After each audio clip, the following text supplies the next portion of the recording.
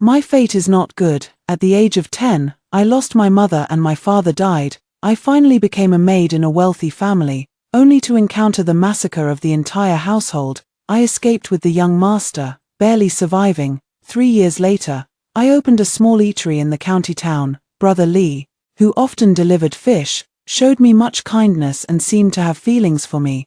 But this single peach blossom was also nipped in the bud. My former master suddenly came looking for me. He pinned me against the door, his face frighteningly dark. You want to marry him? Hello, everyone. Welcome to my channel. Subscribe us to read wonderful stories every day. Now the story begins. I was originally a daughter from a respectable family. My father was the only scholar in the entire village. And he was handsome too. The village chief was so eager that he married his own daughter to my father. But later, my father could never pass the imperial examination to become a shotsai. When I was 10 years old, it seemed as if the heavens had gone mad. The heavy rain fell intermittently for half a year, flooding the crops, causing the thatch to mold, and the water levels to rise. The 3 acres of poor land yielded no harvest, and the family couldn't even get enough to eat, let alone support my father's studies and exams. My mother had a big fight with my father, smashing the few remaining pots and bowls with a clatter, leaving them shattered all over the ground. She ran off with a wealthy merchant from the town. Before leaving, she pointed at him and cursed him to his face. You're just a hopeless good-for-nothing. I must have been blind to marry into this family. Father, holding the cornbread he had traded his most treasured inkstone for to give to mother, felt the spine he had held straight all his life suddenly slump. It's my fault, I've let you down. This was the last sentence he left for me. The river at the foot of the mountain is very deep. My father's body sank to the very bottom, and no one dared to retrieve it. In a single day, I lost my mother and my father died. The living must always move forward. Food is precious now, and relatives avoid me as if I were a plague. To find a way out, I plan to go to the town to look for work, or even sell myself if need be. I fainted from hunger and collapsed in front of the governor's carriage. Whose daughter is this, so terribly thin? Fortunately, Miss Wen in the carriage was kind-hearted and took me in, giving me steamed buns to eat. Having steamed buns to eat was truly wonderful. It's a pity my father never got to taste such delicious steamed buns. Upon hearing that I had read a few primers and could write, Lady Wen kept me as her daughter's personal maid. The books were taught to me by my father, who said, girls should also read. Miss Wen's given name is Liang, which means good, and it suits her well. For she is kind-hearted and most generous. She is an excellent young lady and gave me the name Aizhu. She also signed a living contract with me, not entering the base status registry. She said, once you enter the base status registry, it will be hard to turn your life around. Although the young lady was only 2 years older than me, she was dignified and well-mannered, excelling in music, chess, calligraphy, and painting, in the 21st year of Liang Chun. The young lady was 16 and already renowned for her talent. The Prince of Huaizhou's son, Song Yu, came to propose marriage. In March of the following year, I followed the 128 dowry bearers, accompanying the young lady into the Song royal mansion. The prince was gentle and refined, with a dignified appearance, quite worthy of our young lady. Upon hearing my sigh of admiration, the young lady couldn't help but cover her lips and chuckle softly. Silly girl. Do you still see me as a celestial beauty in your eyes? I naturally agreed. Miss has never been any less than a fairy. She smiled, the corners of her mouth curling up. Another spring arrived, and new swallows built their nests under the corridor. The young lady specifically instructed the servants not to disturb them. So, when the flowers were in full bloom, the swallows hatched their fledglings. The young lady was also diagnosed with a joyful pulse, indicating pregnancy. The heir, upon hearing the news, was overjoyed and rewarded the servants. The entire household was filled with joy for the unborn child. I spent an hour digging up some worms in the garden, then huffed and puffed my way up the bamboo ladder, lying on the corridor to feed the worms to the nest of little swallows. My soles were muddy and slippery, and in an instant, I slid down the bamboo ladder with a thud, scaring me out of my wits. I cried out in alarm. Suddenly, someone reached out and cupped my bottom to steady me. Looking back, it was the second young master, the legitimate younger brother of the heir, Song Sheng. Damn it, I'd rather have fallen to my death right here. I'm sorry. His hand stiffened slightly, feeling quite awkward. I also blushed deeply, my ears burning hot. The second young master looked very much like the heir, but unlike the heir's refined elegance, the second young master was brimming with the vigor of youth. As dazzling as the blazing sun, making him unforgettable at first sight. Once I steadied myself, I hastily bowed to him in thanks and then fled as if escaping. Glancing back, it seemed the young man standing there in a daze had also blushed. On the 5th day after the young lady was diagnosed with pregnancy, she began to experience morning sickness, vomiting so much that the world turned dark, everything eaten was thrown up, and she had lost a noticeable amount of weight. Madam Wen came by carriage to visit the young lady and, feeling heartbroken, personally went to the kitchen to prepare a bowl of 3 delicacy fish ball soup. Surprisingly, the young lady was actually able to swallow a little of it, as Madam Wen couldn't stay for long. Over the next half-month she personally taught me how to make quite a few dishes. The dish I studied most diligently was that bowl of fishball soup. The fish meat was deboned, pounded with the back of a knife, mixed, and then formed into balls by blanching. The heir had craftsmen divert a live water channel into the courtyard, where plump fish for making fish balls were kept. I was squatting by the pond scattering fish food when the sound of footsteps approached from afar. I turned around to see the second young master returning from the training ground, sweat still beading on his forehead. I had already put the awkward scene from that day behind me, so I rose to bow. He waved his hand dismissively. "Don't be so formal, your fish seem to be thriving. Any secrets to share?" I answered honestly. "It's nothing much, just take some effort." "Oh, tell me more about it." "Feed them once a day, and check the pond every 3 days. I paused for a moment, then added, "If all else fails, change the fish every 7 days. Upon hearing this, he suddenly burst into laughter and called out to the other side, "Sister-in-law, this girl of yours is quite lively and amusing." It turned out that the young master was accompanying the young lady as they passed by. I quickly scattered the remaining fish food in my hand and stood by obediently, waiting. The young lady lowered her gaze with a gentle smile, soft as the spring breeze. "Asheng, let's have a meal together. You should also try this girl's cooking." I fetched a long pole with a fine net to catch fish in the pond, and the second young master reached out to snatch it. He beamed with a radiant smile, his voice clear and bright. "Little bamboo, let me have a try too." The setting sun cast its glow, splashing water droplets that made the pond shimmer with ripples. The young master was like this pool of water, dazzling and brilliant. Even his hair strands seemed to gleam with light. I couldn't bring myself to laugh. All because his movements were rough, and with a long pole, he had already ruined nearly 10 of my little fish. In the depths of winter, the world was blanketed in white snow, and the withered trees were laden with icy branches. The young lady spent the entire night giving birth to the young master. I opened the door and saw the heir standing outside, his eyes and nose red, unsure whether from the cold or from crying. He didn't even glance at the young master, but instead rushed straight into the bedroom with his head down. It's not in vain that the young lady risked her life to bear him children. Now that the young lady has found a good man, I can eat my fill and dress warmly. There could be no better days than these. The little young master is as white and soft as a dough ball. The heir gave him a formal name, calling him Song Ning, but in daily life, everyone always calls him Bower. The young lady took over the household keys and became very busy. Bia babbled and grew to 3 years old. I accompanied him every day, which made him even more attached to me. The young lady pretended to be jealous and teased with a smile. "Bia only wants Aiju, not his mother anymore." Bower toddled on his little legs, thump, thump, thump, and tumbled right into the young lady's arms, saying in a sweet, childish voice, "I love mommy the most." On New Year's Eve, Bower pulled me into the study to keep him company while he painted and wrote the character for Fortune. How could a little child be serious about it? He was just joining in the fun. The second young master bought milk potato cakes and sugar thread pastries from Huaitsue Pavilion to amuse Bower, who immediately dropped his brush and clung to the food box, refusing to let go. The room was warmed by a stove, and the servant helped the second young master remove his red fox cloak.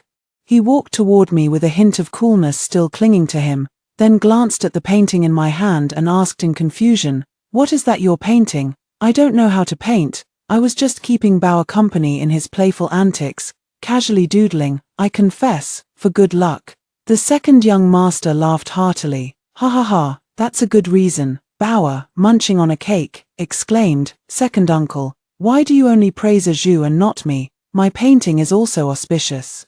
Hearing this, the second young master chuckled, you little rascal, hurry up and eat, once it gets cold, it won't be good anymore. As night fell, I accompanied the young lady in the room, waiting for the heir. The young lady held Bower in her arms, soothing him to sleep, while I embroidered new shoes for Bower. Little children grow so fast, changing day by day, and their clothes and shoes need to be replaced more frequently. The young lady looked up and tentatively asked me, Zhu, you'll be 20 after the new year, is there someone you fancy? I can make the decision for you. The figure of a young man flashed through my mind. Half a year ago, the old princess had arranged an excellent marriage for him herself. I have never had the intention of seeking favor through connections. The world is harsh on women. Even being an ordinary couple with a common person is better than eagerly rushing to become someone's concubine.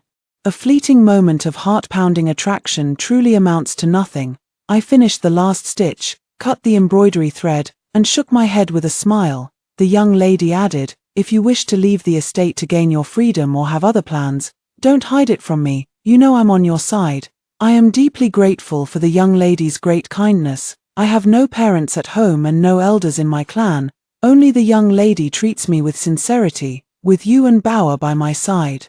My remaining years will be more than enough. You, silly thing. The young lady sighed softly and handed the little master to me. Bear is asleep, you should go and sleep with him, he doesn't sleep well alone. I took Bear, tightened his clothes for him, wrapped him in a thin quilt, and walked through the corridor in the chilly wind. Unknowingly, I bid farewell to the young lady for the rest of her life. Before the hour of the ox had passed, I was jolted awake by the sound of frantic footsteps. The head matron from the young lady's quarters burst into the bedroom, her face tense and her words urgent. Hurry, hurry, get up, miss, take the young master and hide. My heart pounded wildly. Without time to ask why, I hastily grabbed clothes for myself and Bower and was pushed by the old matron into a secret chamber. Be quiet, don't come out. She closed the secret chamber door, and from then on, life and death were separated. The chamber was pitch dark. The chill of the harsh winter seeping through the stone walls, I held Bower tighter and tighter in my arms.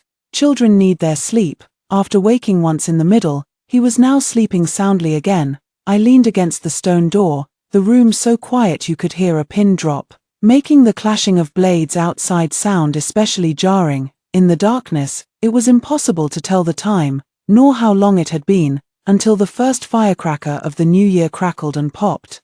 And the sounds of slaughter outside finally ceased. Bower slowly woke up, reaching out his little hand to wipe my cheek. Only then did I realize I had been crying all along. Who's bullying you? I'll tell Dad, and he'll stand up for you. Zhu, it's so dark in here. Let's go out, I whispered to comfort him. Be good, my dear. Let's play a game and see who finds us first. All right. The secret room had stored food and water, not much, only enough for 2 days.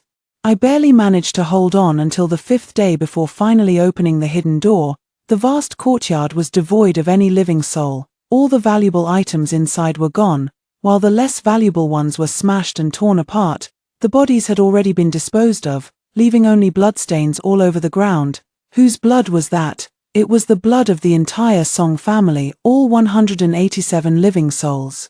In the 27th year of Liang Chun, Bower, just like me, lost both parents, lost our home. I clenched my teeth, forcing myself to stay calm.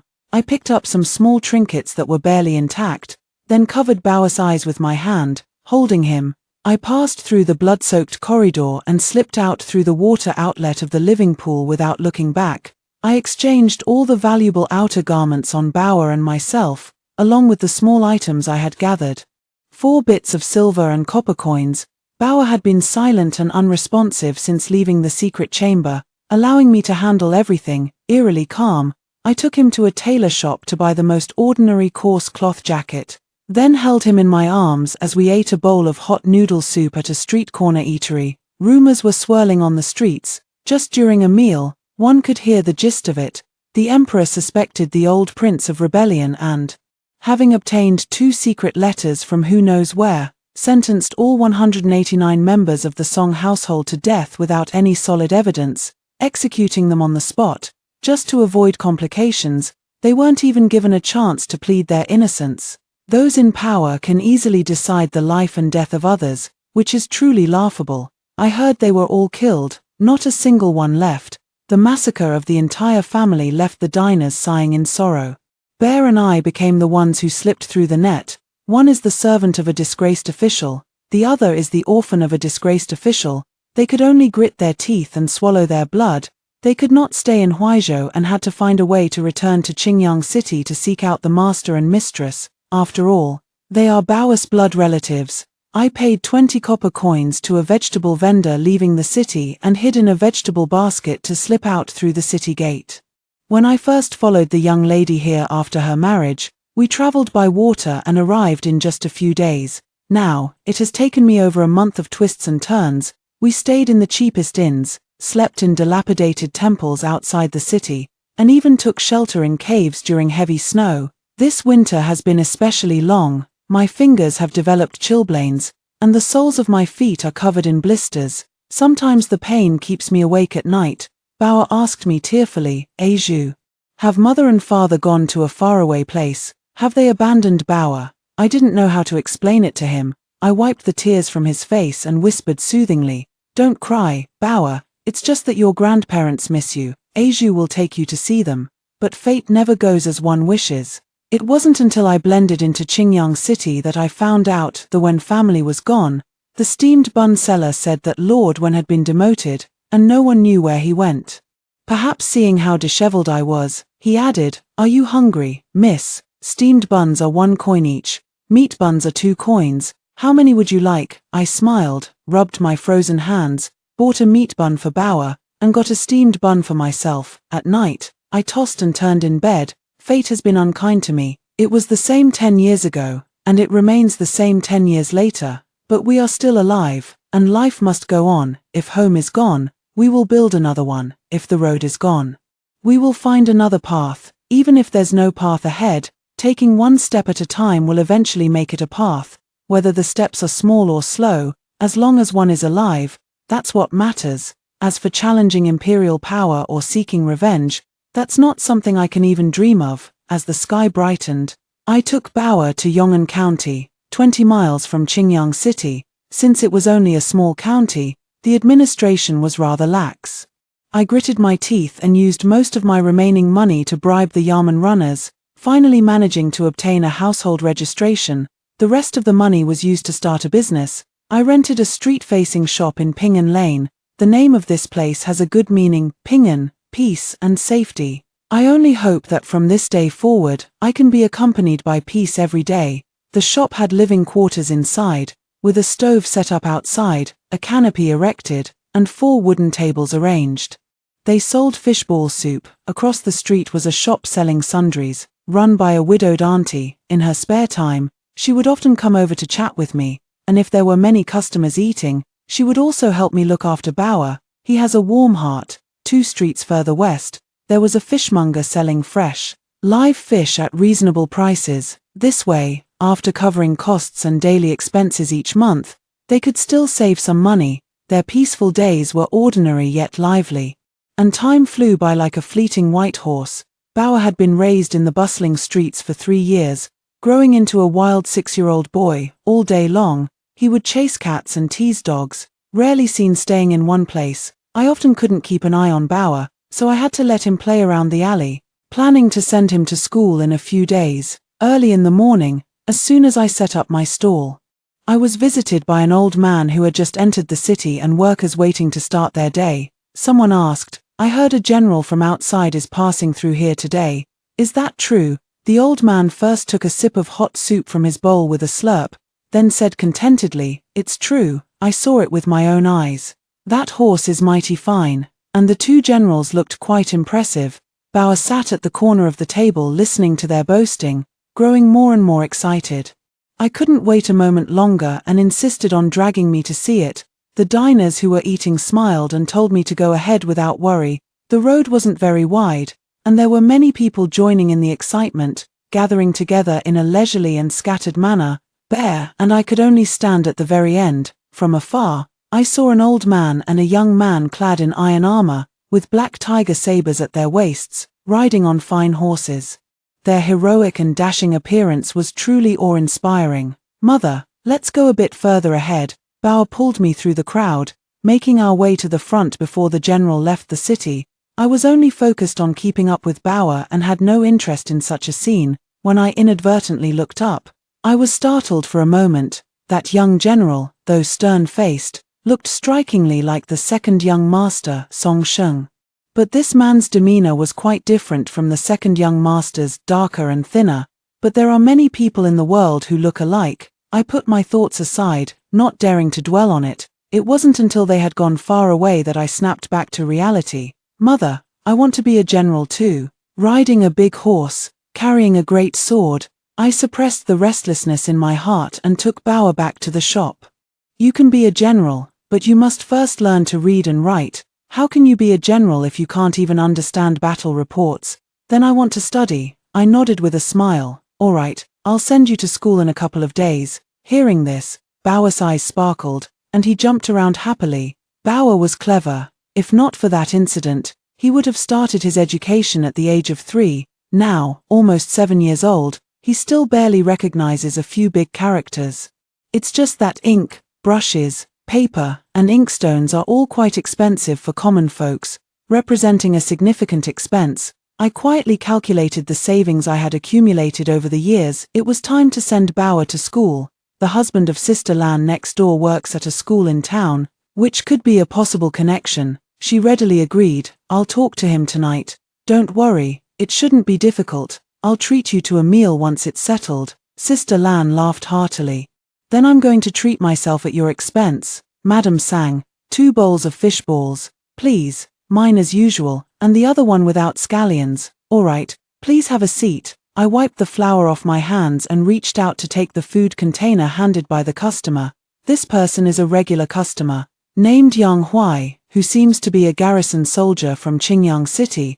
I counted out enough meatballs, dropped them into the boiling water, and continued chatting with him. "Brother Yang, why aren't you eating before leaving today?" "Ah, I woke up 2/4 of an hour late. No time to eat now. Your meatballs are truly fresh, and my brother just arrived, so I'll take a portion for him to try." He glanced around and asked again. Madam sang, "Where is your son? I don't see him around." Mentioning that rascal always makes me laugh and cry at the same time. He must have run off to play somewhere. I ladled the meatball soup into a container and handed it to young Master Yang, who deftly took the food box and tossed out a remark, "Keep busy, I'm off." Then he mounted the fine horse at the door and rode off in a cloud of dust. Sister Lan laughed. "Seems you're really in a hurry to get to work." The morning crowd was bustling, and after another half hour or so, the fish filling was nearly gone. I grew anxious inside. Could it be that Brother Li, the fish delivery guy, had also overslept? I asked Sister Lan to look after the shop for me and set off to find him. Just around the corner, I spotted a sturdy man carrying a large fish basket this way. He saw me and grinned, showing his white teeth. "Have you been waiting long?" I nodded, seeing him drenched in sweat, and asked, "Why didn't you push the cart?" "The cart broke down today. I was afraid you needed it urgently, so I rushed to bring it to you." I led him into the shop. Aunt Nyo, who ran the sundry goods store across the street, grinned slyly and winked at me. Just then, a wolf-like howl came from outside. "Mom, I have no choice," sang Bauer. "What are you screaming about?" "Mom, a dog. The dog is chasing me." The rascal dashed back frantically. His body made it into the house, but his soul was still flying behind him. Little Lee quickly put down the fish basket and, quick as lightning, grabbed a stick to chase the dog away. "Next time, keep your distance from the dog, kid." "Thanks, Uncle Lee. I'll remember that," I said impatiently. "Go wash your face now. Look how dirty you are." "Got it, Mom." I counted out the copper coins and handed them to Little Lee. He blushed as he took them and left. No sooner had Little Lee left than Aunt Nyo came over with a handful of sunflower seeds. "He's taken a fancy to you, hasn't he?" I was cleaning the fish and replied without looking up, "Auntie, don't talk nonsense. Don't spread it around and let people misunderstand." Auntie Nyo leaned against the stove, cracking melon seeds with a look of disdain on her face. What's the big deal? Our customs are open-minded. Having a child doesn't stop you from remarrying. I shook my head. Bear is still young. I'm in no hurry to remarry. If you ask me, it's not easy for a woman like you to raise a child alone. Why not find him a father? Before I could answer, she continued, not that I blame you for having high standards. Your child is so good-looking. Tell me, Auntie, just how handsome was his father? I found it amusing and decided to tease her on purpose.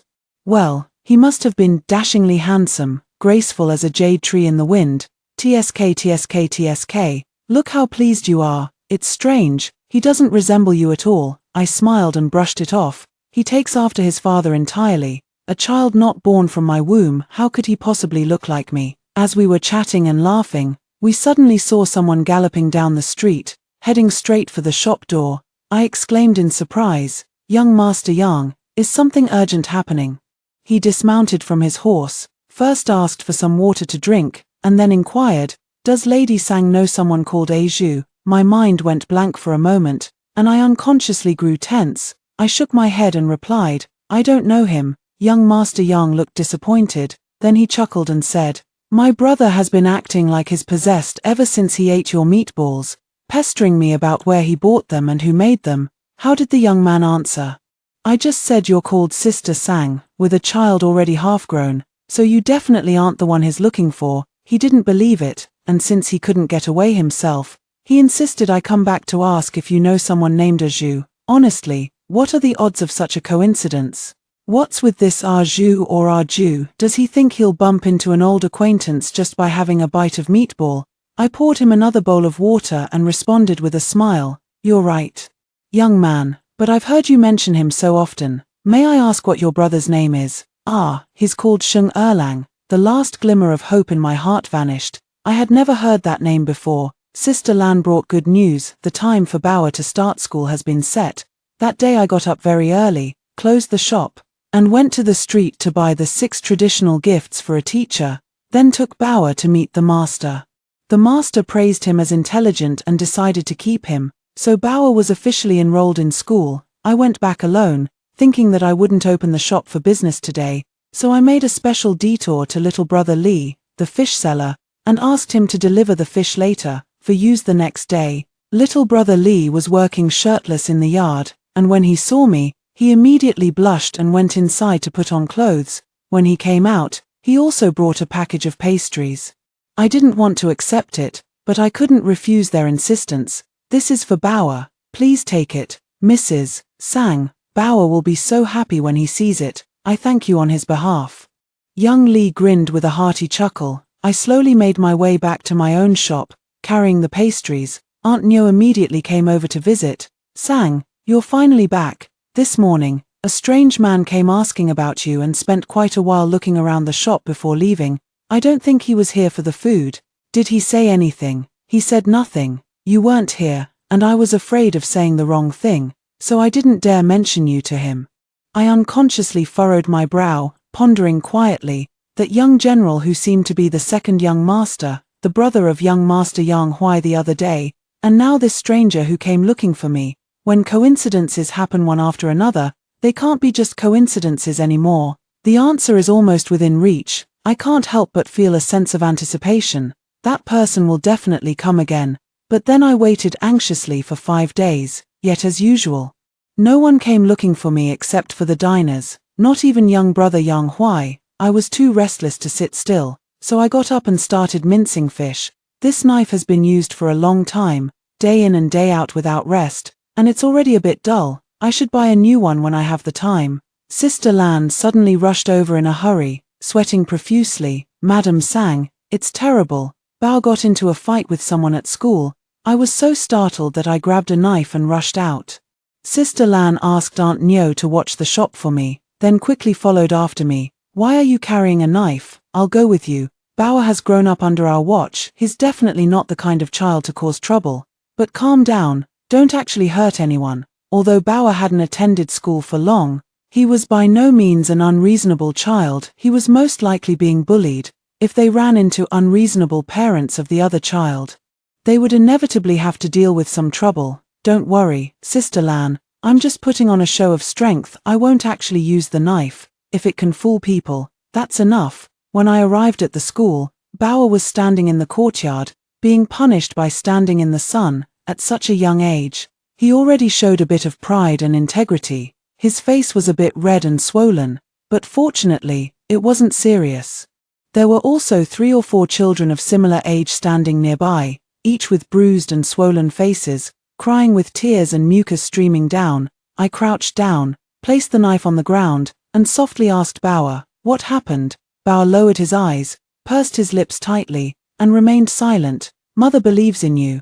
No matter what happens, Mother will stand up for you." He struggled for a moment, but finally spoke, "Mother, they're cursing you, and it's really ugly." I turned to look at those children, and sure enough, there was a familiar face, the son of the Zhong family's eatery on the left street. His mother thinks I stole her business and often speaks foul words. I usually ignore her, but now she's cursing in front of the child. Bauer doesn't want to say it, but I imagine it's not pleasant to hear. A woman in a coarse blue shirt hurried over and, upon seeing the injuries on her son's face, immediately started shouting. "Where did this little bastard come from? How dare you hit my son?" I frowned slightly and shielded Bauer behind me. "This Zhong family daughter-in-law is truly detestable." Her son wailed, "Mom, I only cursed that little beast a couple of times, and he beat me half to death." Behind Zhong's daughter-in-law were the parents of 2 other children. She glanced at me, then turned to speak to the person beside her. "I know her, she sells meatball soup in Ping'an Alley with a fatherless bastard. Stay away from her, she's filthy. Bastard is a bastard. Look at how he beat my son. My son was right to curse him, that ill-bred little beast." Sister Lan shouted loudly, "Zhong's wife, watch your language." "What, that little slut, am I not allowed to curse her?" I picked up the knife from the ground and gripped it in my hand, the tip pointing right in front of Zhong's wife's face. The next instant, I let out a cold snort. "Zhong's wife, remember to wipe your mouth after eating.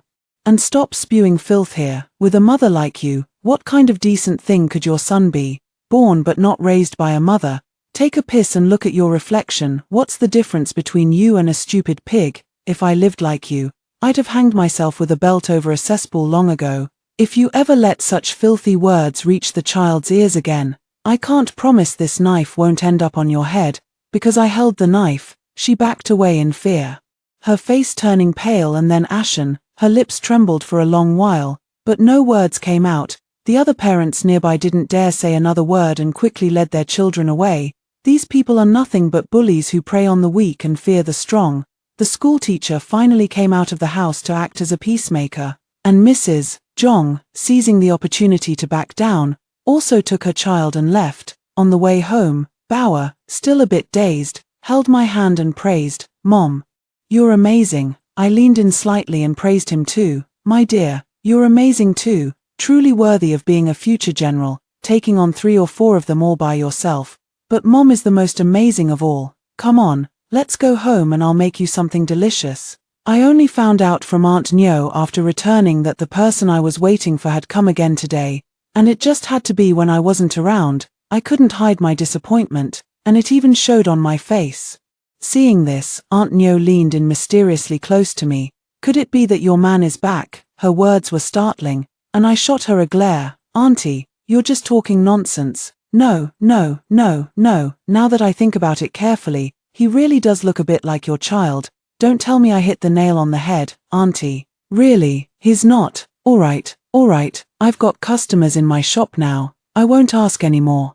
Auntie Nyo waved her hand and went back to her shop to attend to the customers. At the hour of high, night fell, with stars shining brightly. I had already closed the shop, and Bauer was fast asleep. Suddenly, the main door was knocked on, sounding particularly abrupt in the darkness. "Who?" Song Sheng. My hand holding the oil lamp trembled suddenly, nearly spilling the oil. I unlatched the door and opened it a crack. In the darkness stood a tall, slender figure, poised and extraordinary.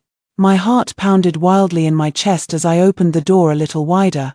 That person looked up at the sound. The moment our eyes met, it felt as if a lifetime had passed. The spirited youth of the past slowly merged with the figure before me. He spoke first. "Arju, long time no see." It really was him. Sheng Erlang is the second young master, and he was also the general parading through the streets that day.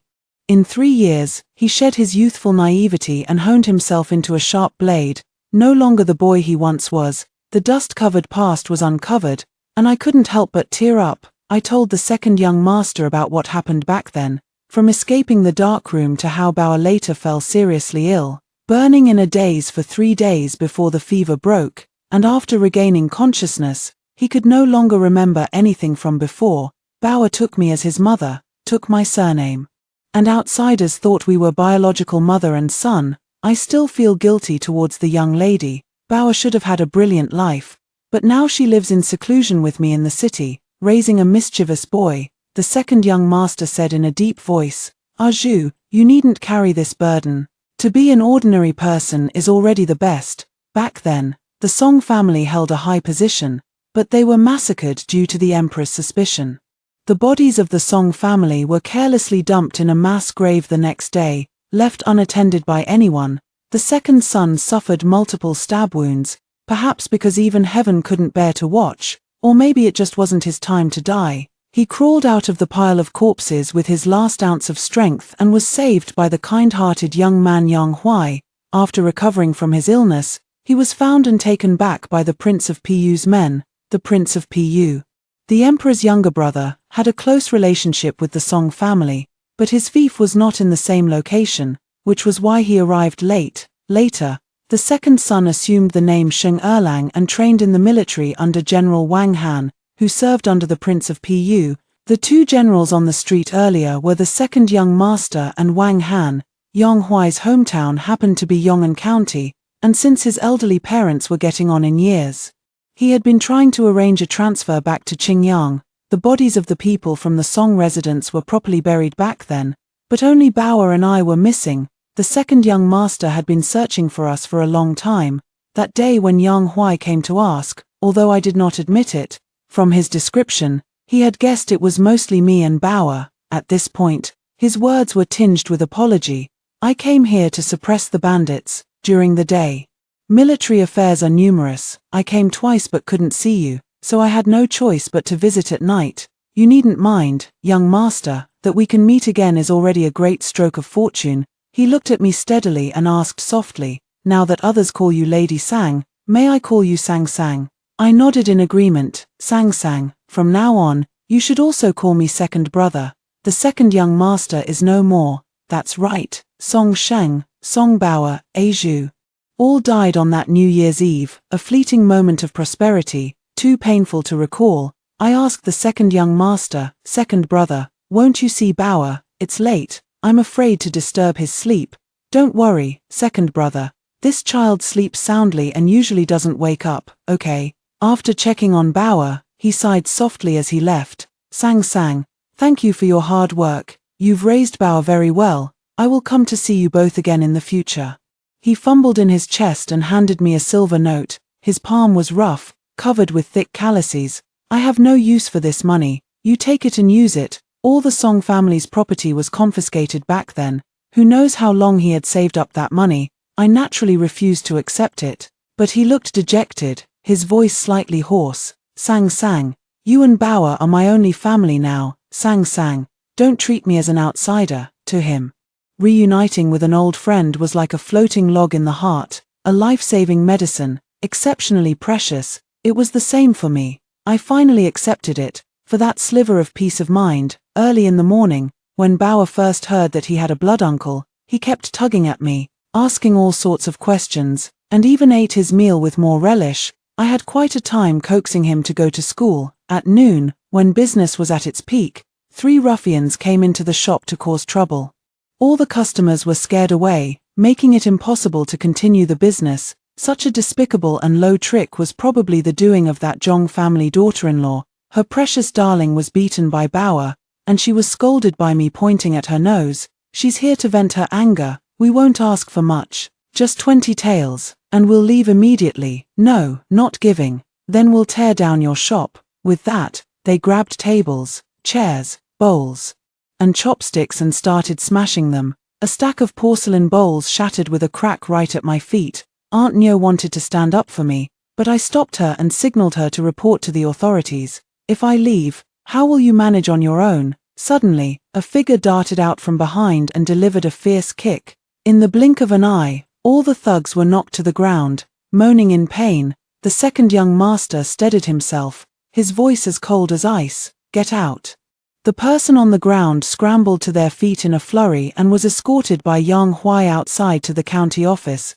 Looking at the mess before him, the second young master softened his tone as he asked me, "Have you run into any trouble lately?" I truthfully recounted what happened at the school yesterday. The second young master pondered for a moment and said slowly, "If I arrange a house for you and Bauer in Qingyang, and send someone to take care of you, you won't have to work every day. And I'd feel more at ease." Sang, how does that sound? I shook my head and refused. "Thank you for your kindness, second brother. It's already hard enough for you to be out here alone. I wouldn't want to trouble you further." Sang, do you see me as family? If we are family, then there's no need to talk about trouble. I'm just afraid of causing you trouble. Actually, I really enjoy running this food stall. The neighbors here are all kind and treat Bauer and me very well. The only bit of trouble we've had just happened to be the one you stumbled upon." Hearing this, the second young master's expression softened slightly, and he breathed a sigh of relief, saying, "If it weren't for the danger around me, I wouldn't have left you and Bauer here. Since that's the case, leave the trouble to me to handle." Sang, in the future, if you encounter any problems, just come to me. Okay. When Yang Huai returned, the shop had already been cleaned. He feigned annoyance. "You little lady, you actually kept it from me. Don't be angry, Brother Yang, I apologize to you," Yang Huai said with a chuckle. "I'm not that narrow-minded. Don't take it seriously. Don't take it seriously." Upon closer look, Bao really does bear some resemblance to Erlang. "Look at my pig-headed self. Why didn't I recognize it earlier?" The second young master said with a smile. "It's all thanks to you in the end. They only stayed for a moment," saying that the bandits in the west were making moves. The group of mountain bandits, numbering about 200 to 300, seemed to have appeared out of nowhere, specializing in robbing the official roads. Since General Wang Han and his men arrived, they've been lying low, but this morning scouts reported that the bandits, growing desperate, are planning to attack a town to the west. The second young master and his troops are setting out tonight to suppress the bandits and won't be back for a few days. He came especially to remind me to close the gates early at night and not go out. After they left, Aunt Nyo came over to ask, and Sister Lan followed along, "Is that your man?" Aunt Nyo's sneaky demeanor made me laugh. The past was not something to be discussed in detail, so I simply dismissed them with a phrase. An old friend from the past. Aunt Nyo naturally didn't believe it and sighed. There must be some unknown secret. I laughed it off. Everyone in the world has their secrets. Aunt Nyo snorted. This old woman has no secrets. The day my son left for the draft, when my old man died, and why that woman CAI from the next street doesn't get along with me. You all know these things. Yes, you even tell us how many eggs your hen lays each day and how many rats are in your shop, Auntie. You're a good person with no secrets. Sister Lan took over the conversation for me, joking and laughing with Aunt Nyo. It felt like life suddenly had hope again. The night was as thick as dense ink, with only scattered dots of light remaining on the streets. Bear fell asleep first. I closed up the shop and sat under the candlelight, listing out today's losses and the items that needed restocking one by one. After settling the accounts, my stress levels soared. Not long ago, I had just paid my taxes and then the tuition fees, leaving me financially stretched. Suddenly, there was a rustling sound from the street, and from the footsteps, it seemed like quite a few people were moving about, sneaking around in the dead of night. It's probably nothing good. I peered through the crack in the door and saw a group of burly men in dark clothing gathering not far away, their sharp blades gleaming silver under the moonlight. A chill ran down my spine. They must be mountain bandits. The second young master and the others must have received false information. Yong'an County was just a small town, with no elite troops stationed there. In a matter of moments, the bandits scattered, and the sounds of doors being kicked in and screams began to rise. I stuffed Bauer under the bed and forbade him from making a sound. I grabbed a hoe and held it tightly, breaking out in a cold sweat. I have to fight for my life now.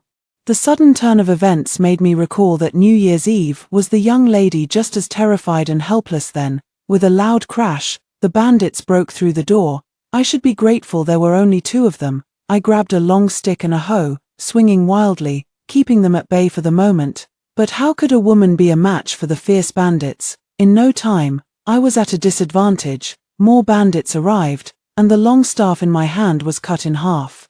As the gleaming broadsword was raised, all that remained in my heart was resentment. My life has always been crushed by fate. I couldn't help but resent it, blaming fate for its cruelty, the world for its harshness, and its unfairness to people. Just as hope was glimpsed, it was brutally crushed into darkness. Living is truly difficult. The blade fell, a soft thud was heard, the blade pierced through flesh, hot blood splattered all over my face. Sang Sang, the second young master, clad in iron armor, rushed over in panic. He was cold and ruthless, killing with precision and speed, swiftly taking down the surrounding bandits. His blood-stained face was as cold and hard as ice.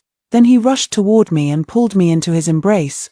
My ear was brushed by a soft breath, making even the tip of my heart tingle. I was stunned and could only ask him, "What are you doing here?" He said, "Thank goodness you're okay." Yang Hui behind me reminded, "I'm still here.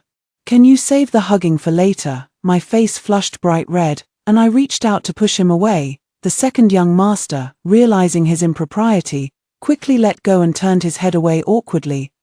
Is Bauer all right?" "Second brother, don't worry, Bauer is fine. These mountain bandits have an inside man in the army. They almost ruined our plans." The surrounding bandits were quickly dealt with. Sister Lan next door was not at home, and Aunt Nyo, hiding in the cellar, also escaped unharmed. Aunt Nyo, recovering from the shock, stared blankly at the second young master and the others and asked, "Are you military generals?" Upon receiving an affirmative answer, she knelt on the ground with a thud, and I quickly helped her up. "General, I beg you to help me find my son." In the 25th year of Liang Chun, I couldn't scrape together those 10 taels of silver, so Pinger left with the conscription officers. It's been 5 years, and there's been no word since. Whether he's dead or alive, I must have some news. The second young master only told her not to worry, saying that the military keeps rosters and finding someone shouldn't be difficult. After the bandits were eliminated, the second young master led his men back to Qingyang City to report to General Wang. It's just that, an hour later, he knocked on the door again. With all this back and forth, the sky gradually brightened, hazy and dim. "I left in a hurry earlier.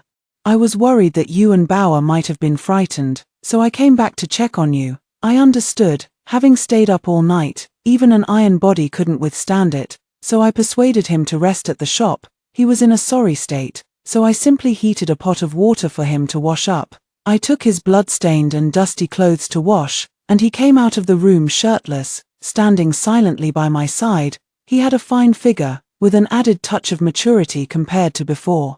There were several terrifying scars crawling across his waist and abdomen. My cheeks instantly flushed hot, and I turned my head away, no longer looking at him. "I'm sorry, I didn't see my clothes. My apologies. Second brother, go to sleep. The clothes will dry soon." The blush on her face had just faded when someone knocked on the door again. I peeked through the crack in the door. It was Brother Li, the fish seller. "Madam Sang, are you and Bauer all right? Thank you for your concern." "We're fine. How is your family?" That's good, that's good. My family is fine too. The officers arrived in time, but the fishing boat is damaged, so we won't be able to deliver any fish for a while." I comforted him through the door. "That doesn't matter at all. What's important is that you're safe. Now that I know you're all right, I can rest easy." After saying these